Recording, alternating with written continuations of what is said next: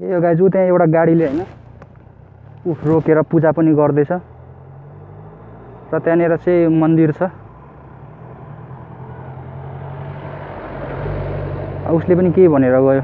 अब म चाहिँ के भन्ने भने जोस् जय माता दी के सेती देवी माता की जय। अनि मेरो यात्रा सफल होस् हैन, बाटो खराब नहोस्, पानी नपरोस्, मातासँग मागेको आशीर्वाद है यो चाहिँ मैले।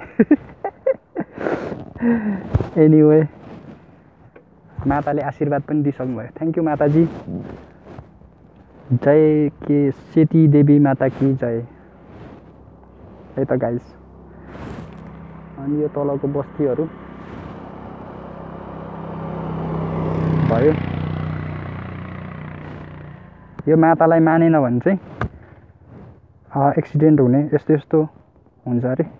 त्यही भएर सबैले यस्तो धेरै ऐना लगाएको छ यहाँनिर चाहिँ।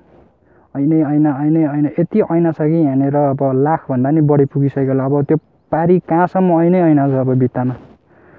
अनि ऐनामा चाहिँ बाइक नम्बरहरू लेखेर राखेको छ। यस्तो छ यो ठाउँ चाहिँ है। म चाहिँ यहाँ आइपुगेको छु। अनि जस डाँडा काँडा छ वरिपरि, रमाइलो छ। यहाँ धेरै बस्नु नि डर लागिसक्यो यार। माता फेरि रिसाउने हो कि। यही मुनि माताको ओरिजिनल बस्ने ठाउँ चाहिँ यो मुनि रे। र पछि चाहिँ अब हुन्छ नि मेरो माथिबाट किन रोड लगिस् भनेर भन्यो अरे माताले। अनि त्यही भएर मातालाई नै लिएर यो माथि त्यहाँनिर चाहिँ राखिदिएको र मन्दिर बनाएर। त्यही पनि माताको ओरिजिनल त तल हो नि त। म यहाँ बसेर फेरि बोलिरहेको छु होइन। त्यही भएर अब चाहिँ जानुपर्छ, धेरै बोल्नु हुँदैन, माता फेरि रिसाउनुहुन्छ। सरी माताजी है। अब जम जम जम अब यो यहाँ यसरी राख्नुपर्छ मोबाइल। अनि यसलाई अलिकति यस्तो गरौँ, यसरी जाउँ है त।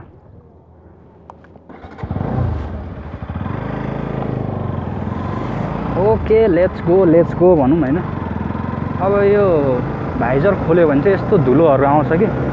अनि यसरी भाइजर चाहिँ लगाउनै पर्छ। भाइजर लगाए पनि मैले यहाँबाट इयरफोन लगाएको छु नि त, बोलेको सुनिन्छ, राम्रै सुनिन्छ। यो अगाडिको बाटोहरू यस्तो राम्रो छ है।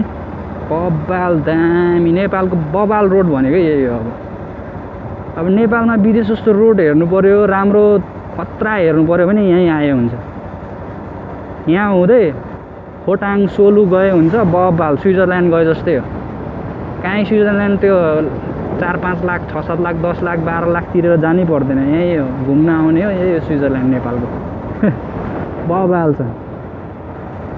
अब माथि माथि गएपछि खोटाङ सोलु पुगेपछि हिउँ परिहाल्छ। स्विजरल्यान्डमा पनि हिउँ पर्ने हो। यस्तै डाँडा काँडा हो स्विजरल्यान्डमा नि। यहाँ पनि त्यस्तै हो। अब रोड त्यहाँ बाहिर यस्तो दामी देखिन्छ विदेशतिर होइन। यहाँ पनि खतरा बबाल छ यो रोड। अनि के चाहिँ फरक छ र? फरक यति छ कि त्यहाँ गयो भने यति धेरै पैसा खर्च गर्नुपर्छ।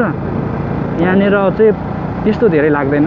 1 लाख बोक्यो भने त यहाँनिर त हुन्छ नि पुरै सुती खानु पुग्छ नि त। बबाल रमाइलो गर्नु पुग्छ मेरो मतलब। त्यो बाहिर गएर पनि के चाहिँ हेर्ने हो र, त्यही ठाउँ हेर्ने हो। त्यो बाहिर विदेशीहरूले बनाएको अब घर हेर्ने हो होइन, रोड हेर्ने हो, त्यो खोला नदी सागर के छ त्यही त हेर्ने हो नि। आफ्नै नेपालमा हेर्ने नि यसरी म जस्तै कुद्ने हो बाइकमा अनि हेर्ने मजाले। पैसा पनि धेरै खर्च हुँदैन। यस्तो हो। ओके गाइस, अहिले चाहिँ स्टप गरिदिएँ है मैले।